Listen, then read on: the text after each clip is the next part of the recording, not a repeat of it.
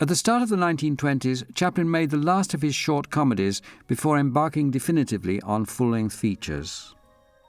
In his autobiography, Chaplin recalled that making Sunnyside was like pulling teeth. From time to time, like any artist, Chaplin experienced creative blocks, but this was one of the worst in his career. No doubt one cause was his private life.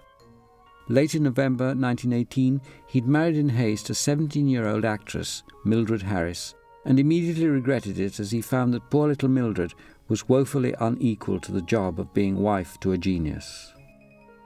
Barely a week after the marriage, he was back at the studio with a plan to put Charlie into a rural setting as they put upon man-of-all work at a seedy country hotel. He took the unit on location to one of the ranches that were still close by in that rural California and hired horses, cows and several cowboys. But the ideas for comedy did not come. After more than 3 months of idleness and a temporary abandonment of the project, Chaplin suddenly forced himself into a 3-week spurt of energetic activity, after which he was able to complete Sunnyside. It is in fact a more interesting film than Chaplin or his critics ever gave him credit for. The spectacle of Charlie in a rural setting is novel and provides some unexpected gags.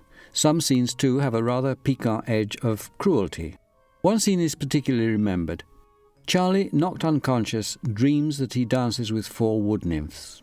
This virtuoso performance is clearly a tribute to the ballet L'après-midi d'un faune, created and performed by the great Russian dancer Vaslav Nijinsky. Nijinsky had visited Chaplin's studio, and the two men clearly had a great mutual admiration. Chaplin was understandably flattered when the Russian dancer and his colleagues complimented him on his own dancing skills. A Day's Pleasure unusually shows Chaplin as the respectable father of a family and the proud owner of a Model T Ford. This is another film whose light touch conceals the difficulties of its making. Chaplin started out with the simple idea of the story of the hazards of a family excursion, but at first the shooting went slowly. His marital troubles continued to distract him. They reached a crisis when his wife gave birth to a severely handicapped baby, which died at only 3 days old. Paradoxically, though, Chaplin seemed suddenly inspired. A Day's Pleasure, still known by its working title of Charlie's Picnic, was abandoned and work began feverishly on what was to become his masterpiece, The Kid. Finally, it was the impatience of the distribution company, desperate for a new Chaplin film, which forced him to finish shooting A Day's Pleasure in little more than a week. He rented a pleasure boat, which is the kind of prop that always inspired him, and it was probably the speed at which the film was finally finished that gives it its freshness today. For the very sharp-sighted, there's a glimpse of Jackie Coogan, Chaplin's co-star in The Kid, as one of Charlie's children on the boat.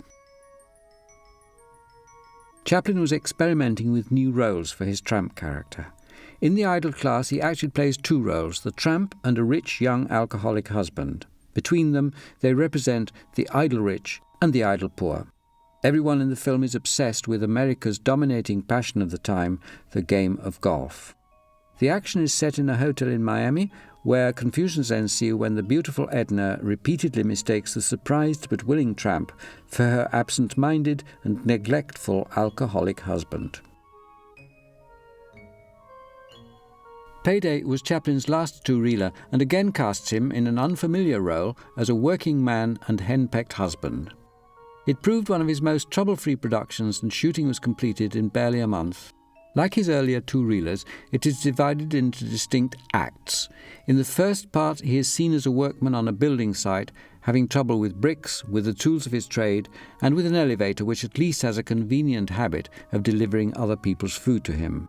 The scene was actually shot on location on a new building in construction close to the studio. The second act shows the workman on a night out and gives Chaplin the possibility for a drunk act of the kind that had brought him fame in the English music halls of his youth. In the finale, he returns home in the small hours of the morning to his virago wife, played by the veteran expert in such roles, Phyllis Allen. The film is particularly notable for the expertly shot night scenes. Payday is a pleasant recollection of Chaplin's carefree early days of slapstick shorts, on the eve of his most prestigious years.